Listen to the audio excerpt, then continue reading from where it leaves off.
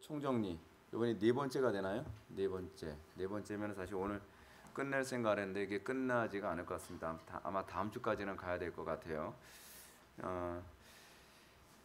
오늘은 이게 새끼 초원부터 시작을 합니다. 신앙생활에 있어서 우리가 이 좁은 문을 선택하는 것, 제가 이번에도 이제 저 경주에 가가지고 이제 구미 지역에는 합신 측 청년부 연합 수련회에 제가 이제 강의를 하고 왔는데, 거기서 제가 이제 주로 많이 강조했던 것이 십자가고 자기 부인입니다. 날마다 자기를 부인하고 십자가를 지지 않고서는 그리스도를 따를 수 없습니다. 우리는 본성적으로 자꾸 넓은 길, 평탄한 그 길을 찾으려고 하면서 우리는 자꾸 오류에 빠져듭니다. 그것이 문제입니다.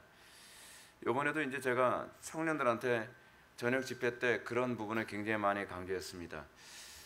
부활시켜 주실 것을 믿고 죽을 각오를 하면 살 길이 열리는데, 부활시켜 주실 것 믿지 못해서 우리가 넓은 길, 평탄한 길, 안락한 길 가다 보면 자꾸 오류로 빠진다. 그래서 그 저녁 집회 때는 주로 죽어라 죽어라 소리를 굉장히 많이 했습니다. 근데 우리가 이 죽는 법을 모르면, 하나님께서 내가 하나님의 명령대로 살아서 망하더라도 살리실 줄 믿고, 또 하나님 말씀대로 순종해서 또 가다 보면은 하나님께서 내 사명이 좀 남아있다 되면 그 사업이 망하지 않고 망할 즈음에 다시 이게 회복되는 역사를 경험하는 것. 그래서 제가 이제 그런 경험이 굉장히 여러 번 있었기 때문에 그런 경험을 다양한, 뭐 한 번이 아니라 뭐 여러 가지 일이, 사건이, 에피소드가 있었기 때문에 그 에피소드를 많이 강조했더니 청년들이 굉장히 도전을 받고, 어떤 청년은 바깥에 나가고 뭐 그런 청년이 있어요. 그 나가서 가방까지 들고 나가서 안 들어오더라고요. 그래서 참 받기 힘든가 보구나. 근데 십자가라고 하는 것이 그겁니다. 우리 신앙생활이라고 하는 부분은요, 그렇게 가볍지 않습니다. 신앙생활을 너무 가볍게 가르치는 게 문제입니다. 가볍게 가르치는 게요. 그러니까 세상을 이기는 힘이 있는 거죠. 여러분, 죽을 각오하고 망할 각오하고 그리고 이것이 내 사명의 끝이라면 여기서 내가 끝나나 보다라는 사고를 가지지 않으면 우린 자꾸 새끼 소원을 자꾸 빠지면서 신앙생활의 진보보다는 맨날 시험 들어서 주저앉고, 맨날 시험 들어서 주저앉고, 뭐 신앙의 진보 같은 건 하나도 없고 맨날 그 타령만 하다가 인생을 종치는 겁니다. 여러분, 그렇게 살 수 없잖아요. 언제까지 맨날 주저앉아서 또 시험 들었습니다, 또 시험 들었습니다. 아니 그래, 시험을 언제까지 치를 건데, 시험을요. 이제 좀 졸업하고 이젠 좀 취업도 하고 그래야 되잖아요. 그래 맨날 시험만 치러요. 졸업 못 해가지고 계속 취업은 안 하고 계속 시험만 본단 말이에요. 그 교수 입장에서도 어떻겠습니까? 너 언제 졸업할래? 그러다 하버드 대학교 오래 다니면 좋잖아요. 아니, 오래 다니는 게 오래 다니는 것도 있는데, 이제 졸업 좀 하자. 이제 우린 좀 졸업을 해야 되는데 맨날 결정적인 순간 되면 또 넘어지고 또 넘어지고 그런단 말이에요. 제가 요번에 이제 매번 그 세계관 강의할 때마다 거의 빼놓지 않고 얘기하는 게 있습니다. 그 예배와 관련된, 요번에 이제 주제가, 그저 주제를 정했는데 주제를 아주 제 마음에 쏙 들게 주제를 정했어요. 예배는 개념이다.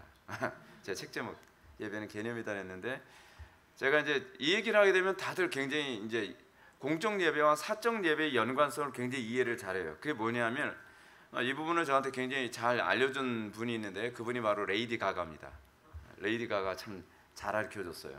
레이디 가가가 여러 번 공연할 때 어떻게 공연하는지 제가 말씀드렸죠. 레이디 가가 공연할 때, 레이디 가가는 이 공연에 참석한 사람들이 그 음란함과 폭력적인 것과 잔인함, 신성모도 이것으로 충만하게 만들기 위해서 레이디 가가는 공연 무대에 올라오기 전에 음란한 것을 지독하게 봅니다. 음란한 걸요.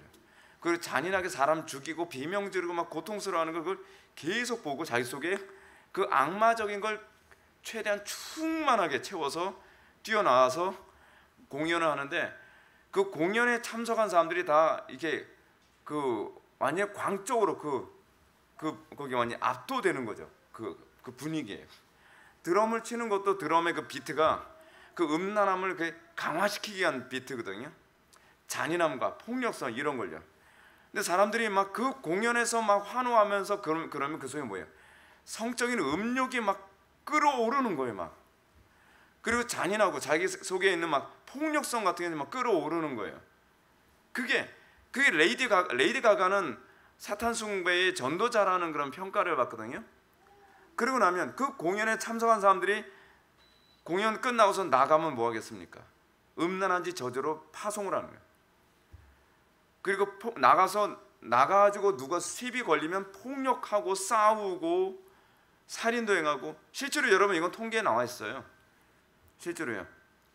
옛날에 나주노탈이라고 하는 그 신상훈 씨가 이제 그런 통계를 이제 올린 적이 있었는데, 경찰의 폭력성 때문에 경찰에 이제 붙잡혀서 들어온 청소년들한테 물어보면 왜 그랬니? 라고 물어보면 그 전에 락이나 헤비메탈이나 데스메탈 같은 그런 음악에 막 심취해서 듣고 있는 상태에서 그런 폭력을 저질렀다는 거예요. 그게 예배의 삶이에요. 공연장은 소위 공적인 예배라고 한다면 공연장에서 뛰쳐나와서 그 폭력성, 그 음란성, 그 신성 모독적인 것. 어떤 애들은 그러겠죠. 레이디 가가가 선동하는 그 선동에 휩쓸린 아이들이 교회에다가 막 화염병을 던지기도 하고 지나가면서 교회를 향해서 막 침을 뱉기도 하고 그런 모독적인 행동을 하겠죠. 그게 그냥 나오는 것이 아니라 예배에서 나오는 거예요. 예배에서. 그 예배가 삶으로 연결되는 거죠. 그거를 레이디 가가가 너무 잘하는 거예요. 그게 공적 예배와 삶의 예배.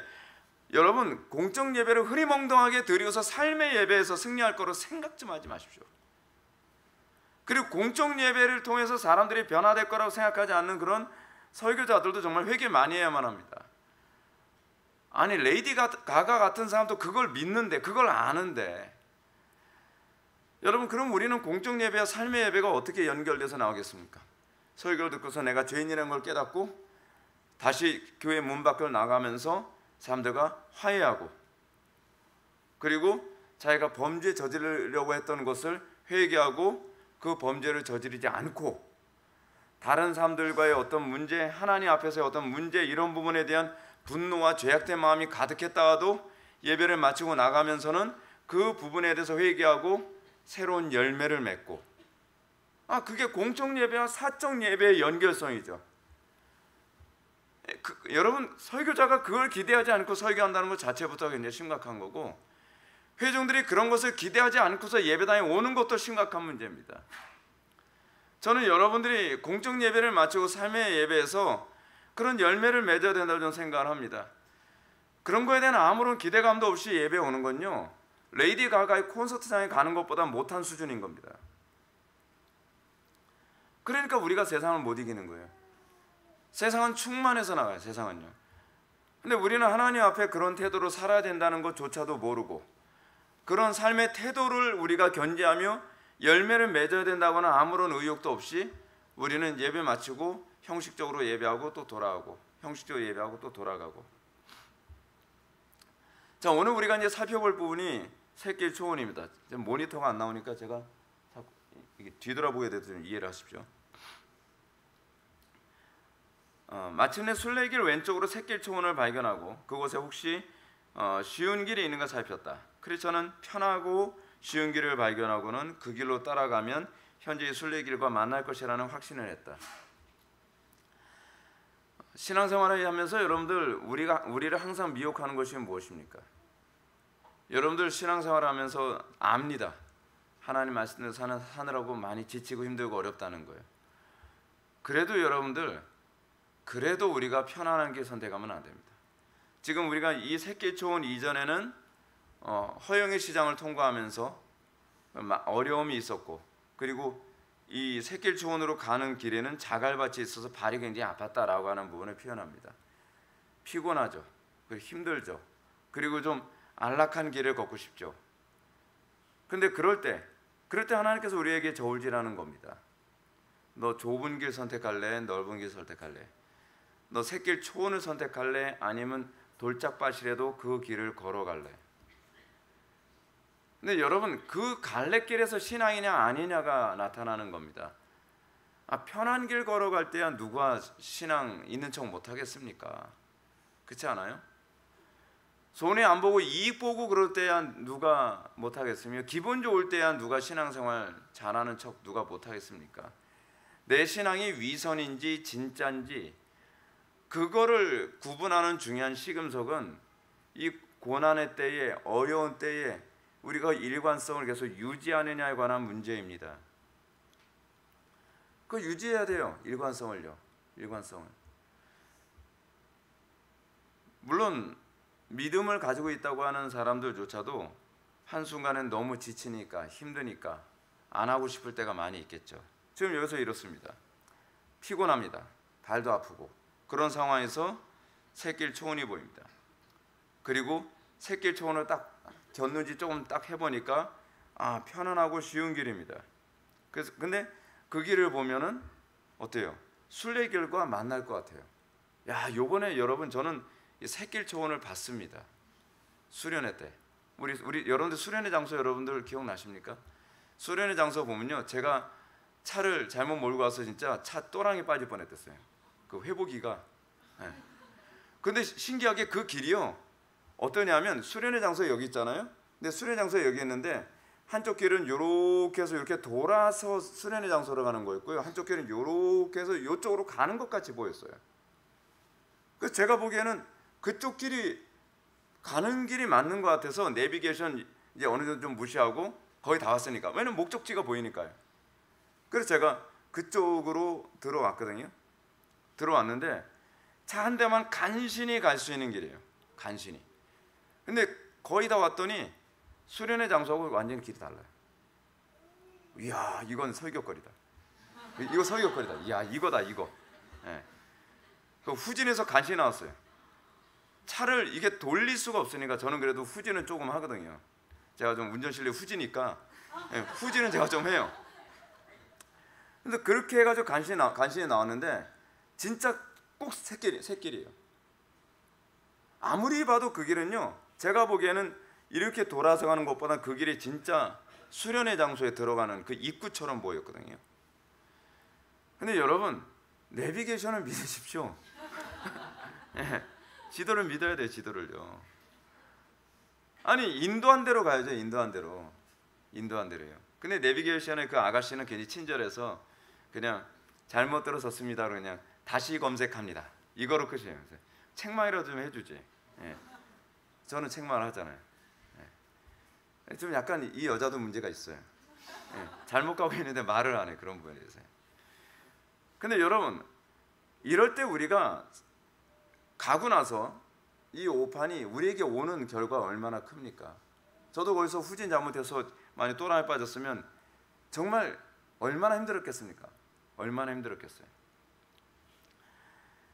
근데 이 오판을 넘도록 하는 데는요, 울타리를 넘도록 되어 있는 계단 때문이었습니다. 이 울타리는 정통교리죠. 근데 여러분, 정통교리의 이 울타리를 넘어서 그쪽으로 가게 만드는 그런 교량 역할을 하는 것이 무엇입니까? 거짓교리죠. 거짓교리. 근데 거짓교리는 거의 비슷한 교리예요. 아주 다르면 여러분들 속지 않죠. 근데 거의 비슷한 교리입니다. 근데 거의 비슷한 교리뿐만 아니라 이 얘기를 하는 사람이 여러분들에게 가장 친한 사람이 얘기한단 말이에요. 문제는 그거예요. 지금 여러분, 이 샛길 초원 넘을 때도 누가 넘자고 얘기합니까? 크리스찬이 소망에게.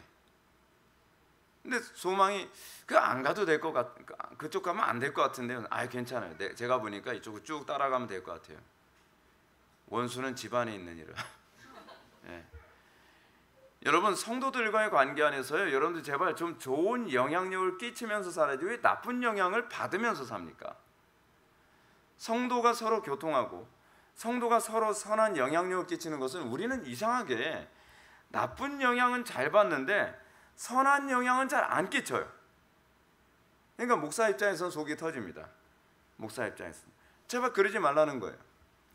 여기서 크리스찬이 얘기하는 걸 듣고서 믿음 씨도 같이 따라가는 바람에 나중에 고생을 아주 굉장히 많이 하죠. 근데 이제 문제가 따라간 사람도 문제죠. 따라간 사람도 왜 따라갔습니까? 편해 보이니까. 그 길이 그래도 안전해 보이니까, 안락해 보이니까. 사실은 소망도 남 탓할 문제가 못 됩니다. 오히려 소망이 크리스찬이 그쪽 가지 못하도록 막았어야 되는 책임을 자기가 등한시한 거죠. 그런 차원에서 둘 다 책임이 큰 겁니다. 교회 안에서도 여러분들 우리가 이런 책임을 등한시하게 되면 그 책임을 등한시한 것으로 인해서 교회가 어려움에 당할 수 있다고 생각하셔야 됩니다. 교회 안에서 문제 일으키는 사람을 탓하지는 마십시오. 문제 일으키는 사람도 문제지만 그 문제에 동조하는 사람도 똑같은 사람입니다. 그리고 그 문제를 일으키는 것에 관해서 자기가 올바로 분별해서 제동 걸지 않은 것 또한 책임이 있다고 생각을 해야만 합니다. 여러분, 우리 교회 성도들은 그래도 좀 배울 만큼 배우지 않았습니까? 근데 제가 이제 매번 보게 되면 배울 만큼 배운 게 뭐 아무 소용이 없더라고요. 배울 만큼 배웠어도 감정 상하면 본능대로 행동하고, 그리고 뭔가 자기의 가련기를 긁어주는 것 같으면 옳고 그른 대로 판단하고 결정하는 것이 아니라 그 말에 현혹돼서 그대로 움직여요. 그럴 때 진짜 설교자는요, 가르칠 맛이 싹 사라집니다. 내가 뭐하러 그 고생해 가면, 여러분들 아시잖아요. 제가 설교 준비하고 특히 수련회 설교 준비는 너무 힘들거든요. 과외로 설교를 하나 더 준비하다 보니까 제 몸이 자꾸 과부하가 걸려요. 과부하가.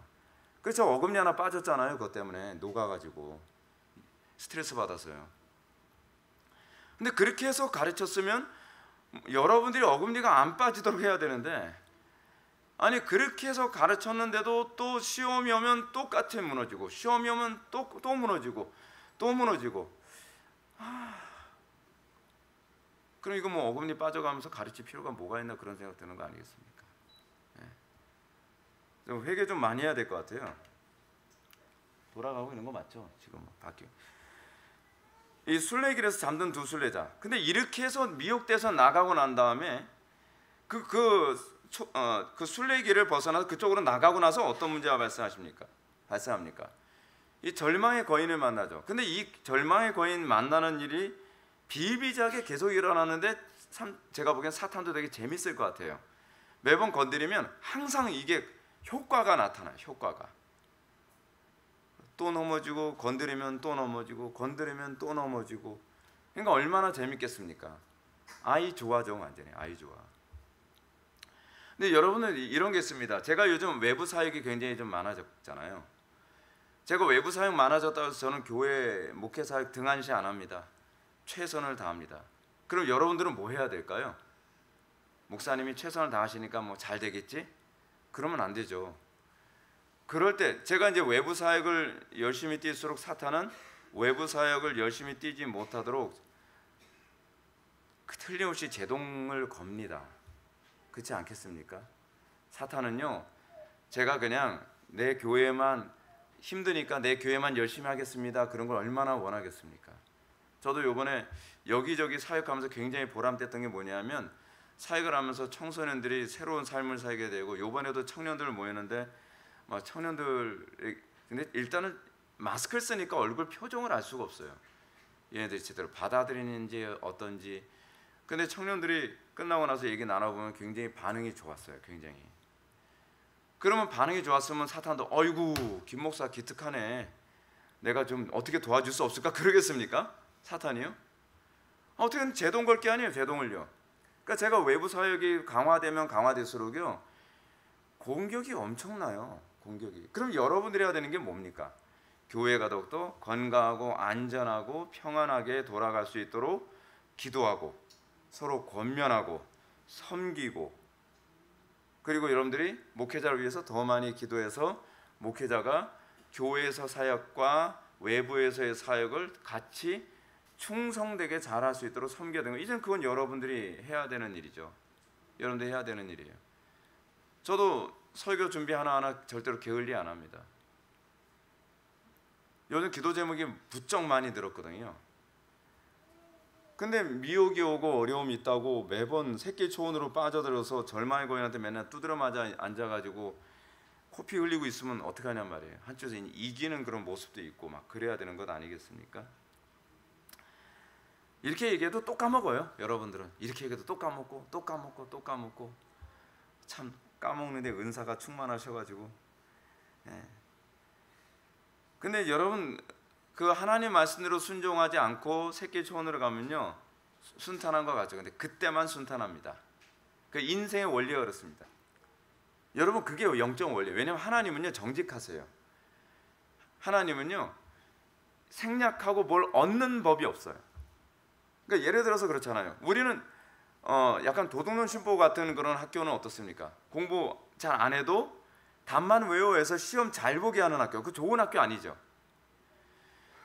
예를 들어서 미분적분을 풀려면 덧셈, 곱셈, 나눗셈, 뭐 기타 등등 뭐 도형 이런 걸 다 공부하고 나서 거기 가야 되는 거잖아요. 근데 우리는 그냥 요거만, 그러니까 이 과정 안에서 내가 했어야 되는 일을 안 하고 결과적으로 요거를 내가 얻을 수 있기를 바라는 식의 사고방식을 많이 갖는단 말이에요. 그런 거 없어요. 그런 거 없어요. 자녀들과의 관계, 이건 자녀교육에서도 굉장히 중요한 부분인데 자녀들과의 관계 안에서 이 공백이 있었다면 이 공백을 어떤 식으로든지 지금이라도 채워야 돼요. 근데 우리는 그거 안 하고서 이 부분이 해결될 거라고 생각해요. 그래서 마법 같은 방법을 요구를 하죠. 근데 그런 방법은 없습니다. 우리가 안 하는 만큼 그만큼 손해를 보는 거예요. 안 하는 만큼. 내가 예를 든다면 또 이렇습니다. 어떤 분이 개혁주의 목회를 하고 싶다 그래요. 개혁주의 목회를 어떻게 해야 되나요? 근데 문제는 뭐냐면 신학교 다닐 때 두꺼운 책을 많이 읽었어야 되거든요. 그죠? 근데 두꺼운 책을 안 읽고 일단 나이가 30대, 40대 돼서 목사 안수 받고 개혁주의 목회를 하려고 하는데 안 읽고서 개혁주의 목회를 할 수 있는 방법이 없어요, 사실은. 그러니까 개혁주의 목회를 하는 것처럼 하는 척은 할 수 있어요. 뭐, 그러니까 뭐죠? 그 로이 존스 목사님이 제일 싫어했던 책이 뭐냐면 리더스 다이제스트를 되게 싫어했어요. 리더스 다이제스트가 뭐냐면 요즘에는 안 나오는 것 같더라고요. 옛날에는 리더스 다이제스트라는 게 있거든요. 그러니까 두꺼운 책 안 읽고 그거 하나만 읽으면 그 두꺼운 책 읽은 것 같이 흉내낼 수 있게 나오는 책. 그게 리더들의 다이제스트 책이라는 거예요. 예. 근데 로이 존스 목사님이 제일 싫어하는 책이 그 책이었고 로이드 존스 목사님 집에 가장 많이 굴러다니는 책이 그 책이었대요. 그냥 밟고 다녔대요. 예. 제발 그런 책 좀 읽지 마라. 읽으려면 그 교과서적인 그러니까 원 텍스트를 제발 읽으라는 거죠. 그게 로이드 존스 목사님의 입장이거든요. 근데 개혁주의도 그렇습니다. 개혁주의도요. 개혁주의의 기본 폼이 나오기 위해서 그런 기본적인 책을 읽고 여기에 도달하려고 해야 되는데 요걸 읽은 척해서 여기에 도달한 척 하려고 하는 거예요. 그렇게 안 돼요. 특히 그리스도인들은 그렇게 하면 안 돼요. 그래서 우리는 차곡차곡 이런 부분이 다 쌓아진 상태에서 자연스럽게 이 열매가 나와야 되는 거죠. 네. 신앙생활은 그래서 굉장히 정직해야 돼요. 정직해야 돼요. 그래서 여러분 우리가 은혜 받고 회개하게 되면 하나님께서 요구하는 게 무엇입니까? 하나님 이제껏 제가 그 부분에 대해서 불성실한 것 회개합니다. 그래서 다시 토해내고 그거 다시 성실하게 채워가는 과정부터 시작을 하잖아요. 그래서 회개가 어렵다는 거예요. 회개가요. 우리는 어떻게 생각합니까? 회개하면 그래 이제껏 있었던 거 없던 거로 쳐줄게. 그러지 않죠. 예를 들어 볼게요. 삭개오가 예수님께 은혜 받고 나니까 이제껏 내가 남에게 토색한 거 그런 거 이제 다 가지고서 이거 내놓는 건 아깝잖아요. 그렇죠? 하나님 이제껏 제가 잘못했는데 지금부터 잘 살게요. 근데 이거 토해낸 건 좀 아까우니까 그냥 요거는 그냥 갖고서 시작합시다. 그렇게 하나요? 삭개오가요? 아니죠. 자기가 잘못한 거 다 토해내죠. 그렇죠? 내가 다른 사람에게 토색한 것이 있으면 4배로 갚겠나이다. 그리고 내 재산을 팔아 가난한 자들에게 나누겠습니다. 그리고서 원점에서 다시 시작하는 거예요. 거기서 그게 회복이에요. 그게 회복. 우리 인생이 그렇게 가야 돼요. 근데 우리는 하나도 개혁하지 않고 자꾸 예수 믿는 척, 예수 잘 믿는 척 하는데 뭐가 폼이 안 나오는 거예요. 예수 믿는 폼이. 그렇죠? 착한 척 무지 많이 하죠. 실제로 착하지도 않은 사람이. 그렇죠? 성실한 척 하죠. 근데 실제로 성실하지도 않은데. 그러니까 그걸 우리 뭐라 그래? 그걸 위선이라고 그러잖아요. 위선. 남들 앞에서 사실은 집안에서는 하나도 안 착한데 밖에 나서는 착한 척. 집안에서는 정말 게으른데 밖에 나서는 부지런한 척. 집안에서는 자기가 육신의 욕망대로 사는데 밖에 나서는 마치 성령의 소욕대로 사는 척. 인생 그렇게 살지 말라는 거죠. 주님께서요. 그 그래미상 그 값이다. 아카데미 이 여우 같은 여자에서 여우주연상. 그렇게 살지 말라는 거예요. 그렇게 살지 말라. 겉과 속이 같아야 된다는 거예요. 겉과 속이. 왜냐하면 그렇게 사는 것이 아름답지 않을 뿐만 아니라 이렇게 살면요 나중에 절망의 거인한테 언젠가는 잡혀요. 제가 이제 이런 말씀 드릴게요. 여러분들이 연기를 하는 신앙을 살게 되면요 남들의 눈은 감출 수가 있는데 하나님께서 시험이라는 방법을 통해서 거기서 무너지게 하세요. 그래서 우린 그렇잖아요. 저 사람 신앙 좋은 것 같은데 어느 날 딱 무너지잖아요. 근데 어느 날 갑자기 무너진 게 아니에요. 사실은. 그렇죠? 사실 항상 무너져 있던 사람이에요. 근데 겉으로는 안 무너진 것처럼 사람들한테 연기를 너무 잘해서 우리가 못 본 거죠. 요즘에 드라마 때문에 사람들이 연기력이 너무 뛰어나져서 저도 굉장히 분별하기가 힘들어요. 요즘 사람들은. 애들은 쉬워요. 애들은 단순하거든요. 근데 그렇게 살다가 어느 날 넘어졌다? 근데 어느 날 넘어진 줄 알았더니 알고 보니까 항상 넘어져서 살고 있었던 거예요. 항상 메이크업을 기가 막히게 잘해가지고 모르고 있었던 거죠. 그러니까 우리가 항상 조심해야 되는 게 어떻습니까? 우리 항상 깨어 있어야 되고 시험에 들지 않게 항상 깨어 있어야 할 뿐 아니라 우리의 삶 자체가 항상 경건해야지 남들에게 경건하게 보이려고 하지 말라는 거예요. 하나님께서 어느 날 한순간에 우리의 불경건을 드러낼 때가 있을 거라는 거죠. 그걸 두려워해야 된다는 겁니다. 근데 그럼에도 불구하고 하나님께서는 지금 넘어가고 있는 거죠. 안 넘어갔으면 안 넘어갑니다 얘기하셔야 됩니다. 제가 뒤통수에 여기다가 그 백밀러를 놓고서 제가 했으면 될 걸. 그 생각을 제가 못했네. 백밀러 놓고 했으면 됐을 텐데. 이 절망의 거인에서 빠져는 여러분 우리는요 신자든 불신 아직 거듭났든 거듭나지 않았든 우리에게 나타나는 특징이 있는데 뭐냐면 우리는 완전하지 않고요. 우리는 자꾸 넘어집니다. 근데 하나님께서는 우리한테 기회를 주시죠. 근데 그 기회를 하나님께서 주시니까 항상 주실 것이라고 생각을 하지 마십시오. 왜냐하면 절망의 거인에 붙잡혀서 영원히 삼손처럼 두 눈이 뽑히는 사람도 있었다고 그러고요. 어떤 사람은 죽었다 그러고 그 얘기가 우리가 뒤에 나중에 또 나오잖아요.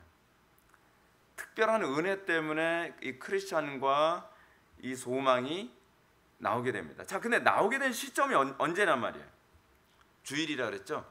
예배.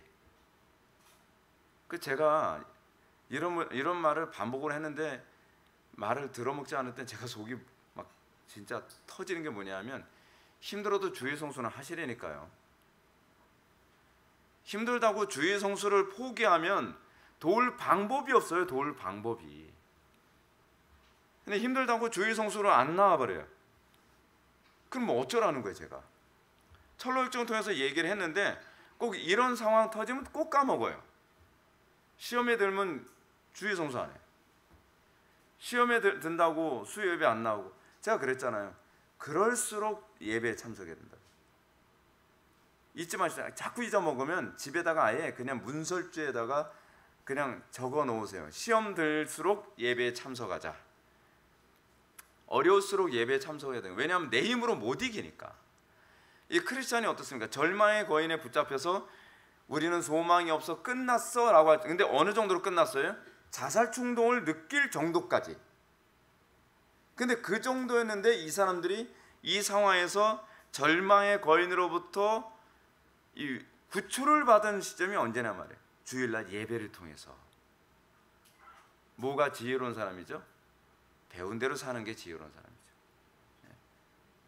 근데 배운 대로 안 사는 걸 우리는 어리석은 사람이라고 그러죠. 그러니까 어리석은 사람은 아무리 가르쳐도 순종을 안 하니까 결국 도움을 얻지 못하는 거예요. 도움을.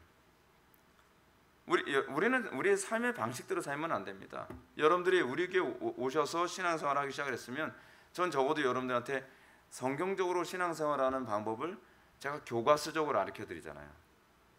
그럼 여러분들에게 남은 숙제는 뭐예요? 순종하는 거죠. 순종이 믿음입니다. 바울이 얘기했잖아요. 믿어 순종케 하나니. 바울은 믿음과 순종을 동의어로 봤는데 순종을 안 하는 걸 믿음이라고 생각하지 마시라죠. 제가 그랬잖아요. 그죠? 목사님 저는 믿음이 있는데 순종이 안 돼요. 그건 믿음이 없는 거예요. 그냥 없는 거예요, 여러분. 그건 그렇게 믿음이 있는데 순종 안 했다고 하지 마시고, 저는 믿음이 있는데 순종이 전혀 안 돼요. 그럼 믿음이 아예 없는 거예요. 순종이라고 하는 것은 뭘 얘기하는 거죠? 말씀을 듣고 잠깐 순종하는 게 그게 믿음이 아니라 말씀을 듣고 끝까지 순종하는 것만 믿음이에요. 그렇죠? 근데 끝까지 순종해 본 적이 없으면 믿음이 한 번도 있었던 적이 없었다는 얘기예요. 근데 끝까지 순종하려면 어떻게 해야 돼요? 자기의 종과 알고 십자가를 못 박아야 돼요. 그 바울이 그러잖아요. 나는 날마다 죽노라. 왜냐하면 바울은 끝까지 순종하는 삶을 살았기 때문에 그래요. 끝까지 순종하는 삶. 하여간 그들은 거인의 손에서 벗어난 것만이 아니라 다시 왕의 대로로 돌아왔다는 것이 중요합니다. 우리는 자꾸 이러지 않나요? 거인이 손에서 벗어나고 나면 이제 그 김 목사한테서 얻을 거 다 얻었으니까 이제는 또 옛적으로 돌아가자, 이런 사람 되게 많이 있죠. 옛적으로. 그거 되게 속 터지는. 우리 교회에서 예전에 그런 일이 있었잖아요. 그 딸이 인터넷 중독증에 빠져서 굉장히 힘들어하던 엄마가 있었잖아요. 그래서 딸이 새벽 4시, 5시까지 그 게임하다가 잠들고 그러면서 목사님, 우리 딸이요 막 게임 중독증에 빠져서 어떻게 방법이 없어요. 그러니까 어떤 악한 영이 완전 사로잡히면요, 마치 그런 거 있잖아요.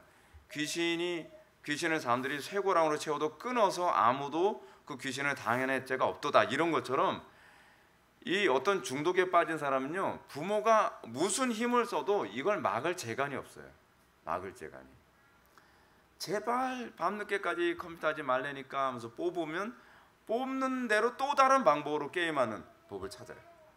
그게 인간의 타락한 본성은 제발 이런 죄 저지르지 마. 그러면은 여러분 그거 아시나요? 우리 애들 같은 경우에는 그 스마트폰 하지 못하도록 이제 뭐를 걸어놨냐면 그 뭐지? 그 앱 이름이? 모바일 패스라는 걸 했거든요. 모바일 패스라는 거를 했는데 제가 모바일 패스와 관련해서 다른 데 알아봤더니 다른 애들은요, 부모님이 모바일 패스를 통해서 스마트폰에 뭐 음란물이라든지 게임이라든지 뭐 그런 걸 접속 못하게 락을 딱 걸어놓는 거거든요. 이게 유료, 이게 또 비싸요, 여러분. 그 몇 시 이후서부터는 아예 스마트폰이 작동 안 하도록 하고요. 전화만 받게 한다든지 뭐 그 정도. 근데 그거를 했더니 제가 모바일 패스와 관련해서 그 댓글 단 걸 보고서 제가 경악을 했어요. 자기 엄마 보고 년이라고 그러가면서, 애들 수준이 그 정도예요, 요즘 애들이요.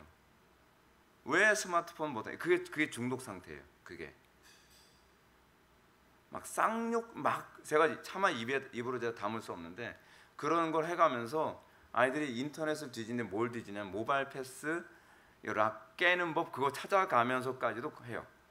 이게 인간의 타락한 본성을 방치해 놓으면 어느 정도로 아이들이 쇠고랑을 끊어가면서까지 사람들을 이기려고 하는 귀신 들린 사람의 그 모습, 방식으로 나온지 알 수 있죠. 근데 그 자매, 제가 하던 얘기대로 합시다.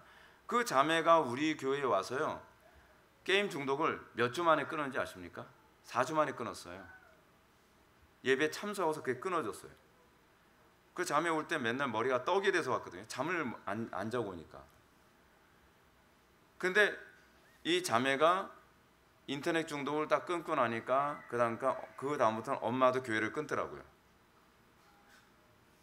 그러니까 그럴 때 기분이 참 안 좋죠. 제가 그 자매가 영적으로 자유롭게 하기 위해서 제가 얼마나 힘들게 기도했는지 아십니까? 죽기 살기로 기도했어요. 궁극적으로 문제 해결이 아니라 회개하는 자리로 돌아오는 게 이게 중요한 거예요. 근데 이럴 때마다 목회자는 맥이 빠져요. 목회자는 정말 진액을 쏟아가면서 성도들 한 명 한 명을 바르게 세우려고 무진장 애를 쓰거든요. 무진장. 근데 이용만 해먹고 떠나는 거예요. 이용해먹고 떠나고, 이용해먹고 떠나고. 더 이상 뭐 건질 거 다 건졌네 그러면서요. 참 그러면서 20년을 살아가는 거예요. 그러면서요. 여기서 지금 크리스찬은 회개로 반응합니다. 그리고 다시 순례의 길로 왕의 대로 다시 돌아오죠. 그리고 기쁨의 산에 도착합니다. 두 순례자는 산으로 올라가서 정원과 과수원과 포도원 그리고 샘물들을 바라보았습니다. 그리고서 물을 마시고 몸을 씻었으며 포도원에 들어가 자유롭게 포도를 따먹었습니다. 지금 이 상황은 의심의 성에서 고통과 죽음의 두려움이 있던 장면과 완전히 반대되는 상황입니다. 기쁨의 산은 주께서 하나님의 백성의 죄를 징계하시고 그들로 회개하게 하신 후에 위로하시는 은혜를 나타냅니다. 이 은혜 아무나 받는 게 아닙니다. 근데 문제는 이 기쁨의 산을 경험한 사람이 별로 없다는 게 문제죠. 기쁨의 산이 없어서가 아니라 제대로 회개하는 사람이 없어서가 문제입니다. 정상적으로 여러분들이 신앙생활 한다면 이런 간증이 나와야 정상입니다. 나와야 정상이에요. 근데 요즘 시대의 특징이 뭐냐면 간증이 없는 시대예요. 간증이 왜 없느냐? 순종을 안 하니까 그래요. 자기 소견에 오른 대로 신앙생활하는 거예요. 여러분들 소견에 오른 대로 여러분들 팽팽 잘 돌아가는 여러분들 머리로 여러분들 지혜로 신앙생활 해보십시오. 아무리 신앙생활해도요. 나는 그런 경험 없는데 그런 경험은 없는 건가 봐. 그건 여러분들이 신앙생활을 잘못하고 있어서 그래요. 좀 바보같이 신앙생활을 좀 하십시오. 어린아이처럼 신앙생활 하시란 말이에요. 어린아이처럼 하나님 말씀을 따라서 살게 되면 힘들고 고난이 있는 건 사실입니다. 사실 피곤하죠. 왜요? 나는 날마다 죽노라 하면서 사니까요. 근데 그런 삶에는요 항상 하나님의 위로와 승리가 있습니다. 제가 참 감사한 것은 제가 이번에 그 외부 사역을 하면서 매번 느끼는 게 거의 패배라는 걸 모르고 승리를 합니다. 가는 곳마다 열매가 있어요. 가는 곳마다 간증거리가 있어요. 근데 그게 정상이에요. 이게 특이한 게 아니라 우리가 하나님을 믿는다면 당연히 그래야죠. 근데 저는 이게 특별한 것이 아니라 이것이 신자됨의 당연한 것이라고 생각을 합니다. 근데 굉장히 피곤해요. 왜냐하면 그냥 기존에 하던 대로 아는 대로 가서 주저주저해서 되는 것이 아니라 그 전쟁터에서 이기기 위해서는요 기도를 뼈골 빠지게 해야 돼요. 뼈골 빠지게. 듣는 사람이 오늘 강의 좋았네 그럴지 모르지만 하는 사람은요 그 이면에 뼈골 빠지게 기도합니다. 그리고 매번 제가 느끼는 건데요 영적 전쟁을 하러 나갈 때는 사탄이 가만히 있지 않습니다. 끊임없이 이것을 능력 있게 설교하지 못하도록 갖은 공격을 십자포화를 계속 해야 돼요. 마음에 상처 있는 대로 다 안고서 그걸 극복해가면서 날마다 싸우는 거예요. 날마다 피투성이 된 모습으로 나가 싸우듯이 살아가는 겁니다. 이게 전쟁이라서 그래요. 전쟁. 우리는 전쟁이라는 의식이 없어요. 전쟁이라는 의식이. 여러분들이 정상적인 그리스도인이라고 한다면 하나님 나라 지경 넓히기 위해서 날마다 전쟁을 치른다라는 고백이 나와야 정상입니다. 왜냐하면 우리 지금 전쟁터에 사는 거지 우리는 전쟁 끝난 시대에 사는 게 아니에요. 특히 우리가 사는 이 시대는요 마지막 시점이에요. 최후의 전쟁의 시점에서 우리가 살고 있는 거란 말이에요. 그런데 전쟁을 못 느껴요. 그건 좀 심각하게 문제가 있는 거죠. 그렇지 않으면 여러분들이 이 세상 임금의 시민으로 살고 있든지 그죠? 두 순례자가 마음껏 물을 마시고 몸을 씻었다는 것은 그리스도를 의지하는 믿음으로 죄의 더러움으로부터 영혼을 깨끗이 하는 것을 의미합니다. 회개한 자에게 주어진 하나님의 은혜죠. 그래서 그리스도인들은 날마다 전쟁 가운데서 피투성이로 살아가는 것 같지만 그 가운데서도 그들에겐 기쁨이 있습니다. 그 가운데 그들에겐 생명이 있습니다. 그 가운데 그들의 얼굴에서는 하나님의 은혜의 광채가 멈추질 않습니다. 그리고 오리의 산으로 갑니다. 오리의 산에서 목자들이 보여준 것은 꼭대기에서부터 떨어져 산산조각난 사람들의 시체였습니다. 이는 후메네오와 빌레도의 말을 듣고 오리에 빠진 사람들입니다. 후메네오와 빌레도는 교회 밖에 있는 이단이 아닙니다.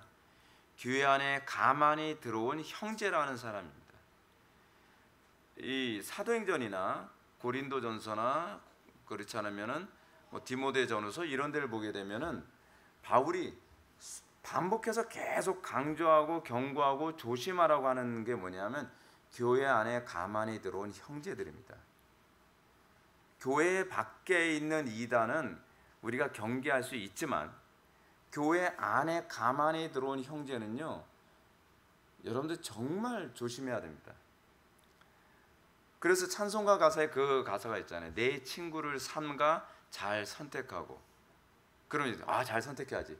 그 다음에 말이 뭐냐면 내 언행을 삼가 늘 조심하라. 왜죠? 내가 삼가 대상이 될 수 있으니까요. 우리는 자꾸 이렇게 생각해요.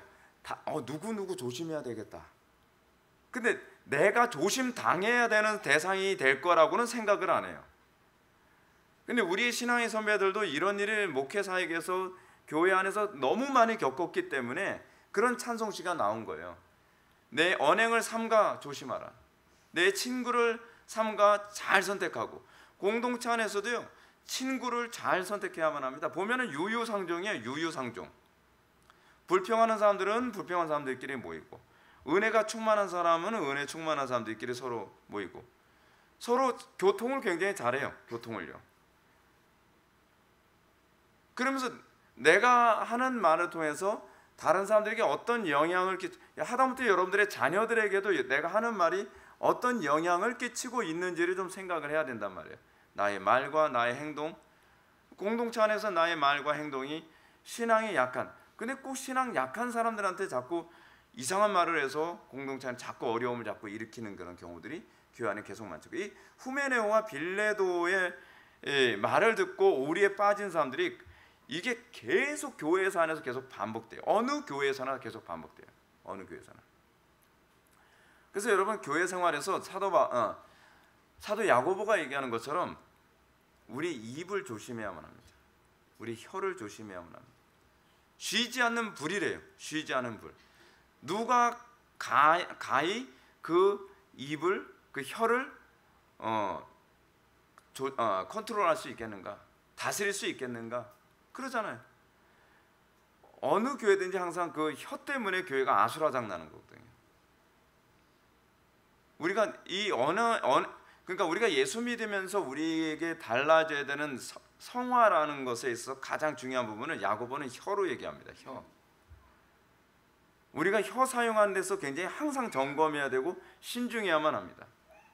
나는 언어를 과연 어떤 언어를 사용하는가? 우린 자꾸 이러잖아요. 내가 어떤 말을 사용해서 누가 상처받았다면 그 사람을 정죄하게 하는 경향이 있죠. 아니 내가 그 언어를 잘못 사용한 것이 아닌가에 대한 자기 반성이 또 먼저 있어야 되는 거거든요.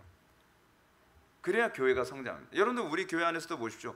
누가 시험 들었다, 어려움 당했다, 뭐 했다 하는 거 보면 다 혀를 잘못 놀리는 것들이 다 주예요. 다 주먹을 잘못 놀려서 그런 일은 교회에서 거의 없어요. 그렇잖아요. 주먹을 잘못 놀렸다니 쇠파이프를 잘못 놀리는 경우는 아주 극단적인 교회고요. 거기가 다 혀예요. 혀. 언어 사용을 조심해야 돼요. 이게 20년 동안 제가 시달렸던 내용 중에 하나예요. 이게 이 후메네오와 빌레도가 나일 수 있다니까요. 후메네오와 빌레도가 여기서 오리에 사는 두 순례자에게 오류에 빠지지 않도록 권면하는 목자의 특징을 보여주는데, 오리에 사는 특징은 올라갈 때 경사가 완만하지만 내려올 때는 경사가 매우 급합니다.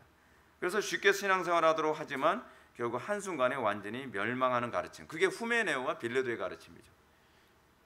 그러니까 쉽게 신앙생활하는 쪽을 자꾸 얘기하는 거, 그러다가 급격하게 한순간에 가는 수가 있다는 거예요. 그렇죠? 그러면서 어떻게 해요? 산산조각 나는 거예요. 산산조각. 그러니까 공동체 안에서 그렇게 언어를 잘못 사용해서 다른 형제를 박살내고 난 다음에 그 형제들이 교회를 떠나고 나서 여러분 어떤 생활을 하는지를 한번 보십시오. 비참하게 신앙생활하는 사람들 굉장히 많이 봤습니다. 어떤 형제는 거의 폐인처럼 살고 있다는 얘기 들을 때는요, 막 화가 나요. 화가 나. 왜냐하면 제가 그 형제를 되게 좋아했거든요. 되게 이뻐했고. 물론 그 말에 휘둘려서 나간 건 그 사람 잘못이긴 하지만 목자의 입장에서는요, 그런 얘기 들으면 막 진짜 피눈물 납니다. 왜냐하면 여러분들은 모르죠. 여러분들은 사람을 키우는 입장이 아니라 양육만 받는 입장이라 잘 모르는데요. 여러분들이 왜 자녀를 그렇게 이뻐하는지 아십니까? 내 힘과 내 돈과 내 마음과 내 모든 걸 다 들여서 힘들게 양육을 했기 때문에 그렇습니다. 근데 목자의 입장은 어떠냐면 목자는요 양들을 위해서 피와 눈물과 땀을 흘려가면서 양육을 하는 사람들이에요. 양육을 하는 사람. 특히 저 같은 경우는 저는 지식으로 양육을 하는 것이 아니잖아요. 지식만 하는 것이 아니라 기도와 몸부림과 그렇게 양육을 했는데 그렇게 양육된 청년이나 그런 성도가 후메네오와 빌레도 같은 사람에 빠져서 삶이 산산조각 나는 얘기를 들으면 기분이 전혀 좋지가 않습니다. 전혀 좋지가 않아요. 눈물 날 정도로 괴로워요. 그래서 여러분들 제발 형제들에게 말을 할 때 조심하고 신중하고 지혜로움을 달라고 기도하십시오. 이 기도는 정말 많이 하셔야 됩니다. 지금 번연 시대에도 그런 후메네오와 빌레도 같은 사람이 있는데 그들의 가르침은 악성 종양처럼 퍼져가면서 처음엔 조그만 오류를 심각하지 않게 받아들이다가 들어야 되면 적은 누룩이 이 빵덩어리를 다 부풀리는 것처럼 영혼을 철저히 파괴해서 더 이상 회복하기 어려울 정도까지 멸망시키는 상태까지 가게 된다는 거죠. 마지막 때가 갈수록 점점 더 그럴 거예요. 이걸 위해서 여러분들 기도 많이 하셔야 됩니다.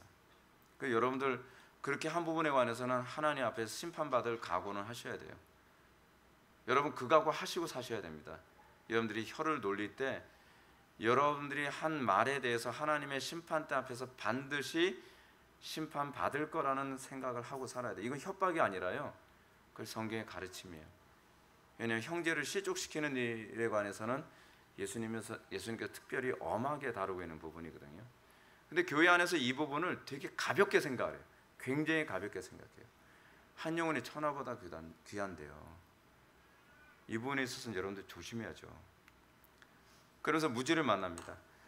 크리스천과 소망은 천성으로 뻗어 있는 왕의 도로를 따라서 산을 내려가고 있었습니다. 산의 약간 아래쪽에 왼편으로 자만이라는 고장이 있었는데 무지의 특징이 무지의 원인이 자만이라는 걸 얘기해 주는 거예요. 자만한 사람은요 가르칠 수가 없어요. 자만이 들어가 있는 사람은 그 고장으로부터 순례자가 걷고 있는 길로 들어오는 약간 굽은 샛길이 있었습니다. 여기서 크리스천과 소망은 매우 활발한 한 청년을 만났는데 그 청년은 자만의 고장에서 왔으며 이름은 무지였습니다. 그래서 크리스천과 소망은 자만이라는 마을을 보게 되었습니다. 여기서 자만이란 신앙생활에서 자기 교만에 빠진 상태를 말합니다. 내가 자만인가 아닌가를 점검하는 중요한 시금석이 있는데요. 그것이 뭐냐면 여러분들 심령이 가난한가 가난하지 않은가에 관한 문제입니다. 심령이 가난한 사람은요 기도를 결코 대충 못합니다. 제가 하나님께 감사하는 것이 뭐냐면 저는 항상 기도할 때 기도가 이게 깊이 들어가는 경우가 거의 다거든요. 깊이 들어가는 이유가 뭐냐면 제가 하도 비참해서 그래요. 간절해요. 너무 간절해요. 그러니까 제가 다른 교회에서 뭐 초청을 받아서 강의하기 전에 기도할 때요 그냥 몸이 부서져요. 하나님께 저에게 능력 주시지 않으면 여기서 제가 제대로 말할 줄 모릅니다. 저는 혀가 둔하고 저는 지식이 짧고 저는 능력이 없어서 전 제대로 할 수 없습니다. 이게 너무 제 마음을 사로잡아서 너무 애간장타게 기도를 하는 거예요. 그럼 그때 강단에 서서 강의를 하거나 설교를 하면 말할 바를 알게 하시는데 제가 생각해도 제가 굉장히 똑똑한 것 같아요. 야 괜찮다. 근데 그때 말하게 하시는 이는 성령님이시지 제가 아니거든요. 그걸 어떻게 하는가? 제가 그렇게 심령이 가난하게 기도하지 않고 강단에 섰을 때 완전히 죽을 쓰고 오거든요. 죽을 쓰고 와요. 그래서 이것이 내 것이 아니라 하나님의 은혜로구나. 그걸 하나님께서도 간증케 하시죠. 여러분들이 무지인지 아닌지 아는 건요 여러분들이 얼마나 무지한 존재인지 아는 것. 이 소크라테스가 가까워다 맞는 소리 하는데 소크라테스가 뭐라고 얘기합니까? 무지의 지라고 하는 얘기 하잖아요. 무지의 지. 내가 무지하다는 것을 아는 것이 바로 아는 것이다. 굉장히 현명한 얘기예요. 어떤 사람이 무지인가? 내가 무지하다는 것을 무지하게 모르는 사람이 무지예요. 나만큼 똑똑한 사람이 있으면 나와보라 그래. 그러면서 다 만만해 보고 다 우습게 보이는 거예요. 이런 사람 되면 이제 막 위아래도 없고 막 양옆도 없고 그냥 자기가 제일 똑똑한 거예요. 제일 똑똑한 거예요. 그럼 무지죠. 무지. 근데 그런 사람들의 특징이 뭐냐면 자기가 워낙 똑똑하고 자기가 잘나고 자기가 가진 게 많고 자기가 부족한 것이 없고 자기가 신앙이 좋다고 생각하니까 되게 명랑해요. 자신만만하다 그 얘기예요.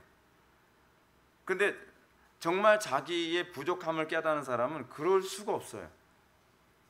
저는 너무 이렇게 막 확신이 차서 얘기하고 그런 거 보면 어떻게 저렇게 쉽게 확신을 할까? 틀린 얘기를 굉장히 확신 있게 얘기해요. 굉장히 자신 있게 얘기해요. 사실은 영적 전쟁이라는 것은 뭐냐면 어리석은 가르침에 대한 확신과 진리에 대한 가르침의 확신의 싸움이거든요.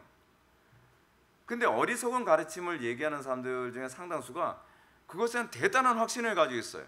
마치 막시즘을 통해서 유토피아를 건설할 수 있을 것에 대한 대단한 확신을 가지고 어떻습니까? 사람들 다 죽이잖아요. 사람들을 막 대량 학살하면서도 확신이 넘치는 거예요. 확신이. 이렇게 해도 유토피아가 올까요? 걱정 마, 걱정 마. 좀 더 죽이면 그 다음에 유토피아가 올 거예요. 그러면서 막 죄책감에 빠지는 사람들한테 뭐래요? 한 명 죽이면 살인자지만 대량 살상은 영웅이야. 이런 해괴한 말까지 만들어가면서 말이죠. 우리 그렇지 않냐는 거예요. 그리고 진짜 무지를 깨달은 사람들의 특징이 뭐냐면요. 첫 번째, 기도가 간절해지고요. 두 번째는 그 무지를 채우기 위한 무지한 노력이 수반될 수밖에 없어요.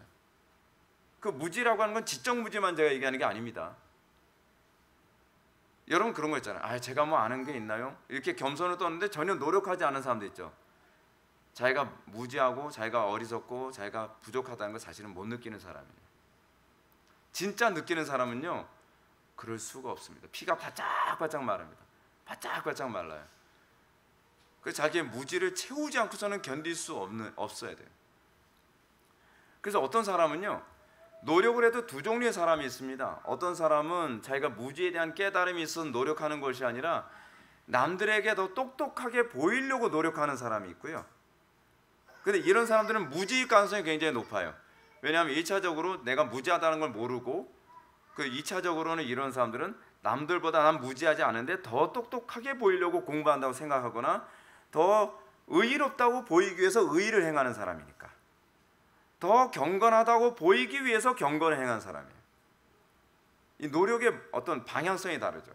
근데 진짜 자기 자신의 무지, 자기 자신의 불경건함과 죄악됨과 자기 자신의 어리석음을 진짜 깨달은 사람은 뭐냐면, 다른 사람들에게 자기의 탁월함을 보이기 위해서가 아니라 자기의 부족함을 채우지 않으면 견딜 수 없는 공포심 때문에 그 무지를 채우기 위한 노력과 기도가 동반돼요. 이게 진짜 무지와 가짜 무지의 차이죠. 그러므로 자만이라는 동네에서 나온 한 사람에게 대한 묘사는 매우 활발한 청년이라고 합니다. 이는 이 사람이 매우 경솔하며 자기 확신과 열정이 가득한 사람임을 말해줍니다. 거짓된 확신에 빠진 사람들의 전형적인 특징이죠. 그들은 자기 신앙에 대해 매우 자만하며 확신에 차 있고, 그리고 남한테 권면해 주기를 굉장히 좋아합니다. 이런 사람들의 특징이. 무지의 특징인 거잖아요. 저하고 한번 신학적인 얘기해 볼까? 전 다 얘기할 수 있어요. 네. 그럼 만나는 사람한테 신앙생활 이렇게 하는 거야, 기도생활 이렇게 하는 거야, 뭐 하는 거 이렇게 하는 거야, 이렇게. 제가 옆에서 들으면 저 잘 모르는데, 저 아는 거 아닌데. 그 아는 지식을 삶에 적용하는 흔적이 전혀 보이지 않는데, 그래서 그 다음에 나오는 얘기가 뭐냐면 그러니까 소망인가요? 크리스찬인가요? 대화를 나누면서 경건의 열매에 관한 얘기를 나누니까 무지가 화를 내잖아요. 그것도 무지하게 화를 내잖아요. 무지의 특징이 무지하게 화를. 지식에 관해서 얘기하는 어떤 이론이나 형식에 관해서 얘기할 때는 다 아는 것처럼 얘기하는데, 문제는 그것이 우리에게 구체적으로 어떤 식의 죄의 그 비참을 느끼게 하죠? 라고 하게 되면 그냥 교과서적인 얘기밖에는 못하는 거예요. 교과서적인 얘기. 그리고 실제로 그것이 우리로 하여금 어떻게 거룩한 삶을 유발하죠? 당연히 율법을 지키는 거겠죠. 그럼 율법을 어떻게 지킬까요? 그냥 열심히 지키는 거죠. 왜 자꾸 따집니까? 아니, 그럼 열심히 지키는 그 동기가 어디서 나오냐고요? 어디서 나올까요? 사랑에서 나와요. 사랑에서요. 제가 우리 가정 예배하면서도 그런 얘기를 했는데, 똑같은 언어를 사용하더라도요, 사랑에서 나오는 언어와 사랑 없이 하는 언어가요, 양태는 똑같은데 열매는 다릅니다. 그게 어떻게 다르냐면, 회개를 외쳐도요, 사랑으로 회개를 외치는 경우에는 회심자가 나와요. 근데 사랑이 없이 외칠 경우에는 회심자가 안 나와요. 되게 신기하죠. 똑같이 교리를 얘기하고 똑같이 회개를 외치는데, 어떤 교회는 회개를 외치면서 교회가 더 차가워지고, 어떤 교회는 회개를 외치면서 사람들이 더 뜨거워지고 거룩해져요. 그런 사람들은 겉에 양태만 보면 이상하다, 왜 똑같이 회개를 외치는데 왜 다른 결과가 나오죠? 그 속에 사랑이 있고 없고의 차이예요. 여러분, 우리가 성령을 받으면요, 하나님의 사랑이 우리 마음에 부음받음이라고 하잖아요. 우리가 중생하는 것이. 자, 성령 받았다는 건 중생을 얘기하는 겁니다. 그러면요, 어떤 현상이 나타나냐면, 회개를 외칠 때 속에서 안타까워서 나와요. 미워서 나오는 것이 아니라, 이거를 저 사람들이 받아들여야 살 길이 있는데 그만 너무 안타까워서 나와요. 영혼에 대한 안타까움. 그래서 결과가 다른 결과가 나오는 거예요. 다른 결과가요. 이게 무지와 무지가 아닌 것의 차이거든요. 무지는 이 내면 안에서 나타나는 이 작용이 어떤 건지 몰라요. 전혀 몰라요. 마치 이거죠. 제가 자주 표현한 것처럼, 임신하지 않고서도 임신에 대한 증상을 학문적으로 오히려 임신한 여자보다도 정확하게 얘기할 수 있는 사람들이 많이 있죠. 그렇죠? 뭐 임신하게 되면 뭐 애가 뱃속에서 뭐 어느 정도의 뇌파로 움직이고 뭐 이런 과학적으로 데이터로 수치로 막 얘기는 할 수 있지만, 임신한 엄마는 그렇게 얘기는 못 하죠. 근데 임신한 엄마는 뭘로 알아요? 자기 속에서 실제적인 작용을 통해서 알죠. 이게 무지와 무지가 아닌 자의 차이예요. 근데 교회 안에 무지가 많아요. 근데 무지들의 특징이 뭐냐면, 남한테 권면하는 걸 되게 좋아해요. 권면하는 거. 왜냐하면 그 영혼을 살리는 것보다는 내가 저 사람의 위에서 지도적으로 가르치는 사람이라고 하는 그 위치에 있는 걸 되게 좋아해서 그래요. 그게 이제 사람 심리 속에 흔히 있는 거거든요. 그리고 자기 사람을 만들기 좋아해요.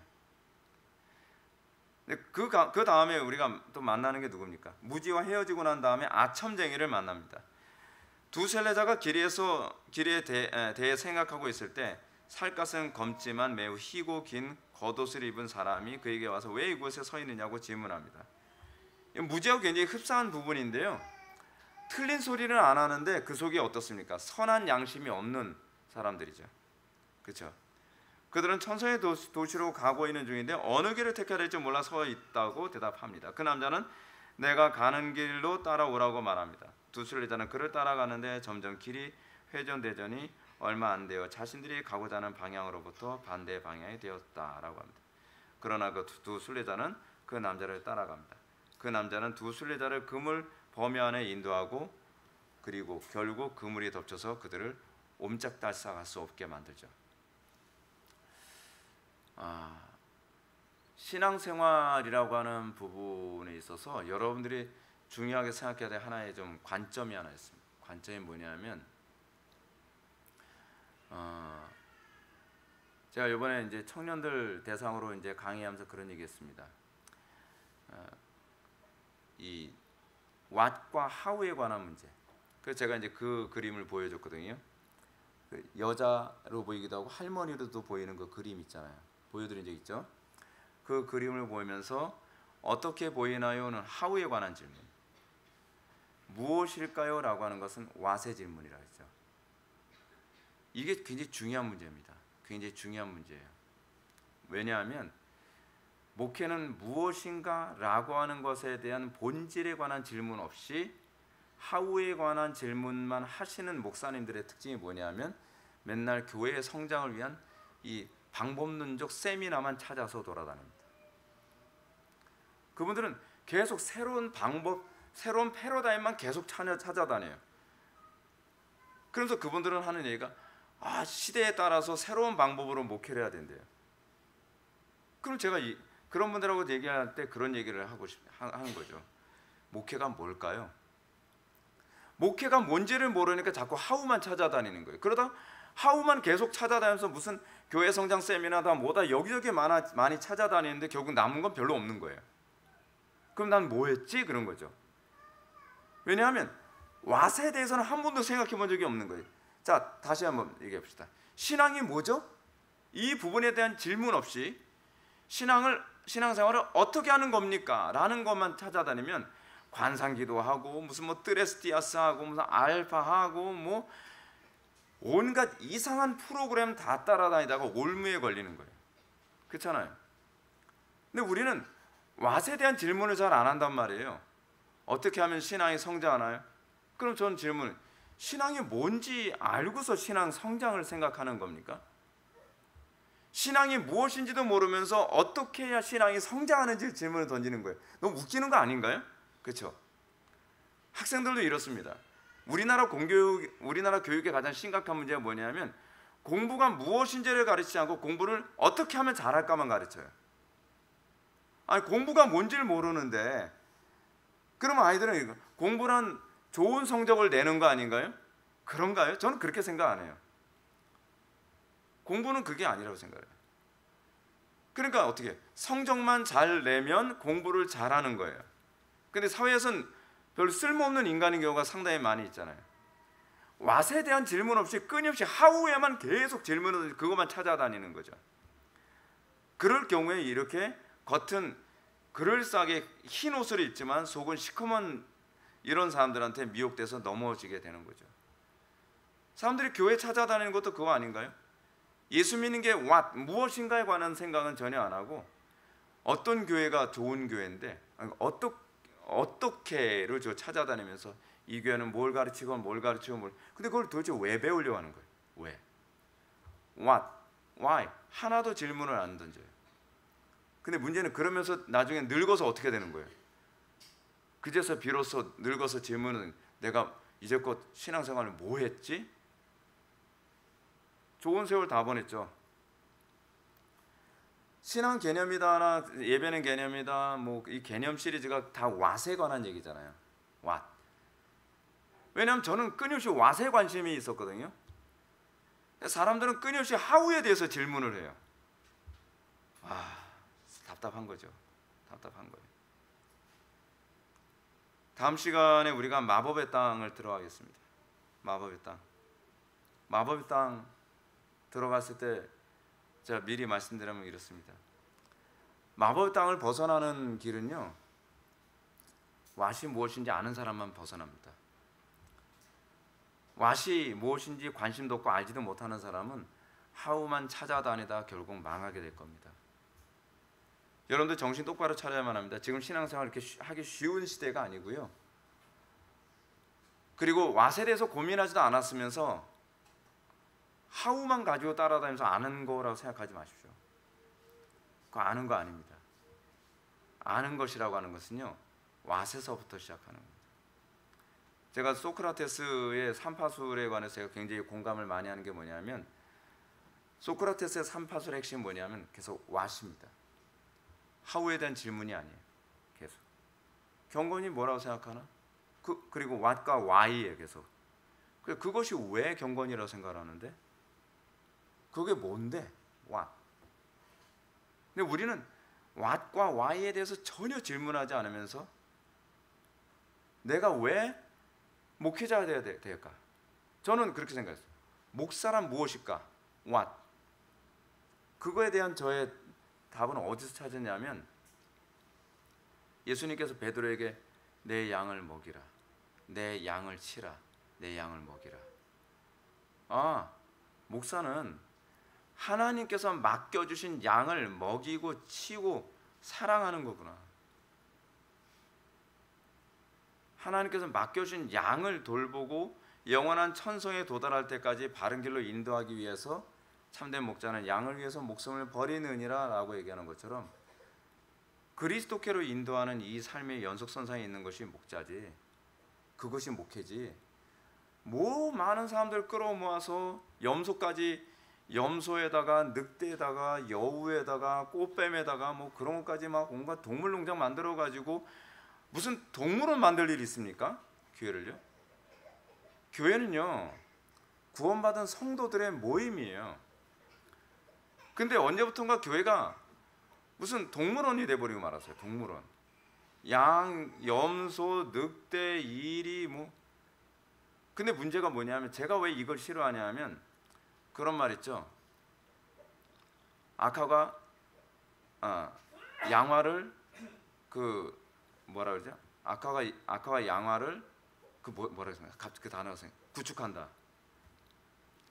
교회 안에 양과 염소, 늑대, 이리 뭐 이런 거 다 받아들이면요 떠나는 건 양이 떠납니다.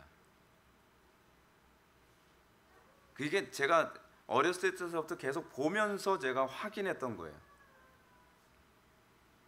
양이 염소를 내보내지 못합니다. 양이 늑대와 이리를 내보내지 못해요. 누가 해야 되느냐? 목자가 늑대한테 물어 뜯겨가면서 쫓아내는 거고요. 목자가 이리한테 물어 뜯겨가면서 막대기로 물리쳐서 양 보호하는 거예요. 저는 그게 목회라고 생각을 해요. 그래서 목회 20년 동안의 저의 인생은 상처투성이에요. 교회 안에 들어온 수도 없이 많은 수도 없이 많은 늑대, 이리, 여우 같은 곰 같은 사자 같은 야수들이 계속 들어오면 먹이고 내 양을 지키고 보호하는 것. 전 그게 왓에 대한 저의 답이었어요. 여러분들이 교회가 무엇인가에 관해서 고민을 좀 하시면서 신앙생활 하시기 바랍니다. 교회가 무엇인지 모르니까 여러분들이 좀 뭔가 좀 안 맞으면 수틀리면 자꾸 교회를 쇼핑하듯이 자꾸 신앙생활을 한단 말이에요. 저는 여러분한테 말씀드렸어요.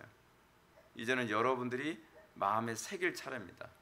그래 여러분들이 영원한 천성까지 갈 때까지 이 흰 옷을 입고 속이 시커먼 사람에게 피부가 시커먼 그 사람에게 여러분들 영혼을 쉽게 떠맡기는 일을 하지 않게 될 겁니다. 기도하시겠습니다.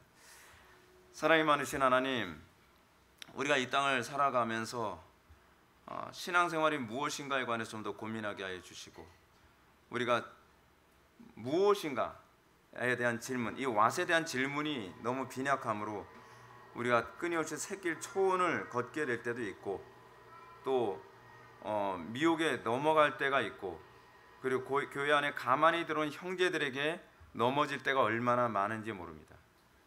우리가 신중하고 지혜롭게 깨어 있어서 형제를 사랑하고 교회를 더욱더 경건하게 세울 줄 아는 그리스도인이 되도록 복을 내려 주옵소서. 예수님의 거룩하신 이름으로 기도하옵나이다. 아멘.